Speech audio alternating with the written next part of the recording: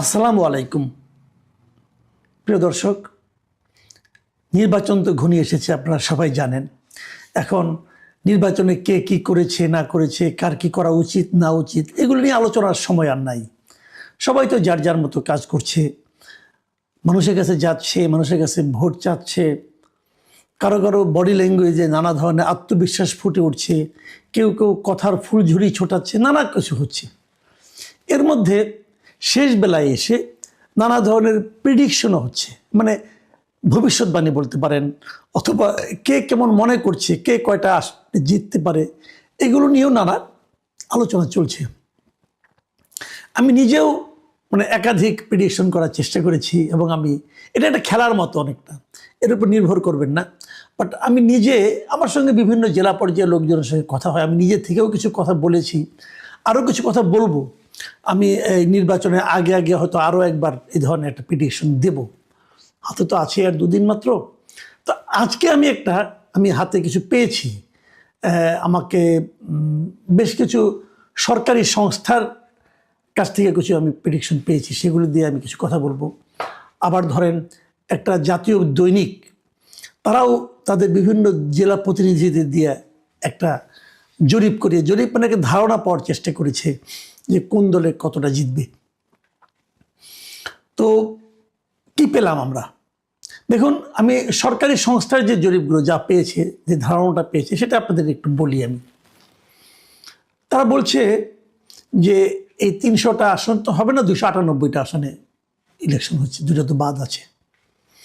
এই ২৯৮টা আসনের মধ্যে তাদের বিবেচনায় বিএনপি জিতবে ১৫০টা, জামাত জোট বিএনপি হবে, জোট না খেলে বিএনপি এককভাবে জিতবে ১৫০টা আসনে, জামাত জোট জিতবে ৭০টা আসনে, স্বতন্ত্র জিতবে ৫৫ জন।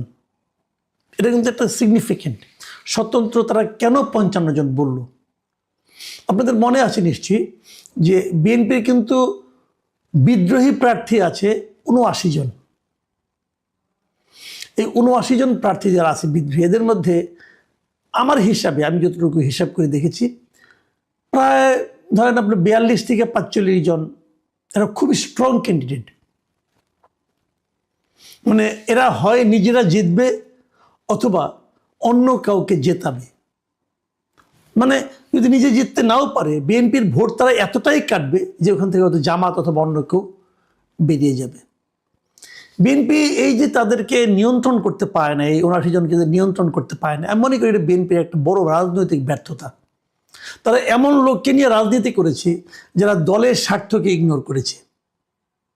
এমন লোককে নিয়ে করে তারা দলের স্বার্থটা বুঝে নাই, মানতে চায় না, দলকে অসম্মান করেছে এই লোকগুলো। তো এত লোক নিয়ে বিএনপি রাজনীতি করতো কিভাবে? এটা আমার কাছে একটা রহস্য লাগে। আপনি নিশ্চিত থাকেন যারা বিদ্রোহী হয়েছে এদের অনেকেই এই দলের কেন্দ্রীয় অনেক নেতার সঙ্গে সুসম্পর্ক এখনো বজায় রাখছে, এবং ওখান থেকে এমন আশ্বাসও তারা পেয়েছে যে তারা নির্বাচিত হলে তাদেরকে আবার দলে ফেরত নেওয়া হবে, এবং এটা হবে। এই হলো এই ধরনের দলের। আওয়ামী লীগ বিএনপিতে এটা অতীতে বহুবার হয়েছে। এবারই গত ২৪-এর যে অগাস্টের পর বিএনপি যাদেরকে কয়েকজন খুব বহিষ্কার করলো না, এই বহিষ্কারের কিন্তু শেষ দিকে, এই গত নভেম্বরের দিকে এসে কিন্তু অনেকেই পাইকারি হারে আবার কিন্তু বিএনপি ফেরত নিয়েছিল। আমি তখন বলেছিলাম যে এই পাইকারি ফেরত নেওয়াটা কেন ইলেকশনের আগে? এতে কিন্তু মানুষের কাছে একটা ভুল মেসেজ যাচ্ছে। পরে অবশ্য থেমেছিল, এবং আমি নিশ্চিত নির্বাচনের শেষ হওয়ার পর আবার পাইকারি হারে ফেরত নেওয়া শুরু হয়ে যাবে। এটা যদি শুরু হয় তাহলে আগামী নির্বাচনে আবার তাদের একই সমস্যায় পড়তে হবে। এবং আমি এটাও মনে করি এই যে ৭৯ জন বিদ্রোহী প্রার্থী, এটাই বিএনপির জন্য একটা বড় ক্ষতির কারণ হয়ে দাঁড়াবে আগামী নির্বাচনে। যাই হোক, আমি সেই সরকারি যে সংস্থাগুলো যাদের হিসাবটা পেয়েছি সেখান থেকে আমি হিসাবটা বলছি। তারা বলছে যে স্বতন্ত্র ৫৫ জনের মতো পাশ করে যাবে। তাদের হিসেবে জাতীয় পার্টি পাশ করবে ১০-১২টা, কয়টা হবে অ্যাকুরেট না, ১০-১২টা তারা জাতীয় পার্টি। এটা আমার কাছে একটু বাড়তি মনে হয়েছে। জাতীয় পার্টি আমার বিবেচনায় এত পাশ করার কথা না, এবং তাদের বিবেচনায় ইসলামী আন্দোলন তারাও নাকি প্রায় ৭-৮টা সিট পেয়ে যাবে। এটাও আমার কাছে কেমন যেন একটু অগ্রহণযোগ্য মনে হয়, আমি জানি না। এবং তাছাড়া অন্যান্য যারা আছে বিভিন্ন রকম বিভিন্ন দল আছে, কোনো কোনো দল আছে একজন দুইজন করে পাশ করবে, সেরকম সংখ্যাও তারা দেখিয়েছে 5 জনের মতো। তাহলে কী দাঁড়ালো, বিএনপি তাহলে ক্ষমতায় যাচ্ছে, 185 হোক আর যাই হোক, এর চেয়ে কমবে না, বরং বাড়তেও পারে কিছুটা। আমার মনে হয় বিএনপি এদের হিসাব অনুযায়ী তারা বিএনপিকে ক্ষমতায় পাঠিয়েছে। আমি আরেকটা হিসাবের কথা বলছি, যেটা বলছিলাম যে একটা পত্রিকা, একটা জাতীয় দৈনিক, ওনারা একটা হিসাব করেছেন ওনাদের মতো করে। এই হিসাবটা আমার কাছে অধিকতর গ্রহণযোগ্য মনে হয়েছে, আমার খুব ইন্টারেস্টিং মনে হয়েছে। এই কারণে ওরা দুটো ভাগ করেছে। একটা ভাগ হলো যে নিশ্চিত জিতবে, আর একটা ভাগ হলো যে আসনগুলিতে খুব প্রতিদ্বন্দ্বিতা হবে। তাদের হিসাবে 88টা আসনে বিএনপি কোনো রকম প্রতিদ্বন্দ্বিতা না করেই জিতে যাবে। 88টা, 88। এই আসনগুলিতে বিএনপিকে কোনো ধরনের প্রতিদ্বন্দ্বিতারই মুখোমুখি হতে হবে না। এরকমভাবে জামাত জিতবে 51টা আসনে, কোনো ধরনের প্রতিদ্বন্দ্বিতা নাই, তারা মোটামুটি নিশ্চিত তারা 51টা আসনে জিতে যাবে খুব ইজিলি। আর 17টা আসনে স্বতন্ত্র প্রার্থীরা জিতবে। স্বতন্ত্র মানে ওই বিএনপি বিদ্রোহীরা 17টা আসনে তারা নিশ্চিতভাবে জিতবে। এখানে তাদের সঙ্গে অন্য কোনো প্রতিদ্বন্দ্বিতা হবে না, সেটা বিএনপি হোক জামাত হোক, কেউ তার সঙ্গে ফাইট করতে পারবে না। তারা এনসিপিকে দিয়েছে 2টি আসন, এই 2টি আসনে এনসিপিও বেশ আরামের সঙ্গেই জিতে আসবে। আমার ধারণা সম্ভবত এই দুটো, একটা হাতিয়ার আব্দুল হান্নান মাসুদ আর একটা হাসনাত আবদুল্লাহ হতে পারে, আমি শিওর না, তবে আমার ধারণা তাই হবে। আমি শিওর হলে এখন বলবো না আর কি, তবু বললাম এই দুটো। তাদের হিসাবে জাতীয় পার্টি জিতবে 4টা আসনে, এগুলো একদম নিশ্চিত। এছাড়া এর বাইরে অন্যান্য বিভিন্ন দলের থেকে 4 জন প্রার্থী তারা জিতে আসবেন। এটা এই পত্রিকাটার বিভিন্ন করসপন্ডেন্ট যারা আছেন তাদের সঙ্গে কথা বলে তারা যেটা বের করেছেন। আমার ধারণা আরও অনেক পত্রিকা কাজ করছেন, যদি এটা মিলে যায় আমি নির্বাচনের পরে পত্রিকাটার নামও বলবো আপনাদেরকে। এবং তাদের হিসাবে এই যে বললাম না কঠিন প্রতিদ্বন্দ্বিতা, তার সংখ্যা হলো 132টা আসনে। 132টা আসনে কঠিন প্রতিদ্বন্দ্বিতা হবে, এটা তারা মনে করে। মানে এই 132টা আসনে আসলে ডিসাইডিং ফ্যাক্টর হবে। এই 132টা আসনে যারা জিতবে, যারা ভালো করবে, তারাই আলটিমেটলি সরকার গঠন করবে। তার মানে এই 132টা আসন থেকে বিএনপি যদি 62টা আসন পেতে পারে, তাহলে কিন্তু তাদের 150 হয়ে যায়। খুব সিম্পল কিন্তু। কাজেই আর এই 162টা থেকে 132টা থেকে জামাতকে পেতে হবে 99টা আসন। জামাত যদি 132টার মধ্যে থেকে 99টা পায়, কেবল তাহলেই তারা ক্ষমতা দখল করতে পারবে, মানে সরকার গঠন করতে পারবে। আর বিএনপির জন্য 62টাই এনাফ। আমি যদি এটাকে মাথায় রাখি, তাহলে আমরা বলতে পারি যে মোটামুটি বিএনপির জন্য সরকার গঠন করাটা একটা সম্ভাবনাটা বেশি ইজিয়ার আমার কাছে মনে হচ্ছে। কারণ 132টা আসনে মধ্যে থেকে জামাত ইসলাম মানে 99টা আসন জয়ী হয়ে যাবেন, এটা আসলে একটু কঠিন হয়তো বা হবে। কিন্তু আমরা সব মিলিয়ে যেটা দেখলাম, যে আপনি যেমন ধরা যাক, আমি একটা কথা বলি, প্রায় বলি আমি, যে গত 24শে অগাস্টে সরকার পতন হয়েছিল। নির্বাচনটা যদি 24শে ডিসেম্বরে হতো, তাহলে বিএনপিকে কিন্তু এত হিসাব নিকাশ করতে হতো না। কিন্তু 6 মাসের মাথায় না হয়ে, 4 মাসের মাথায় না হয়ে, 1.5 বছরের মাথায় হওয়াতে বিএনপিকে কিন্তু একটু হিসেব নিকাশের মধ্যে পড়তে হচ্ছে।